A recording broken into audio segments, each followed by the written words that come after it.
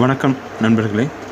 இன்று நாம் பார்க்க போவது வீட்டில் முயல் வளர்க்கலாமா வளர்க்கக்கூடாதா என்று விரிவாக பார்ப்போம். குழந்தைகள் முதல் நம் அனைவருக்கும் மிகவும் பிடித்தது முயல். முயல் வளர்க்க அனைவரும் அதிக ஆசையுடன் இருப்பர்.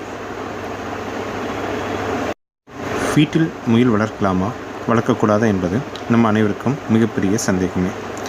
அதை பற்றிய விரிவான விளக்கமே இது. பொதுவாக முயல்கள் தோட்டத்திலும் வயல்வெளிகளிலும் குழிப்பறித்து வலை அமைத்து அதில் தங்கக்கூடிய சுபாவம் கொண்டது. நாமும் நம் வீட்டில் திறந்த வெளியில் முயல்களை வளர்க்கும் போது நமது தோட்டத்தின் காலி இடங்களை சேதப்படுத்த அதிகமாக வாய்ப்புள்ளது.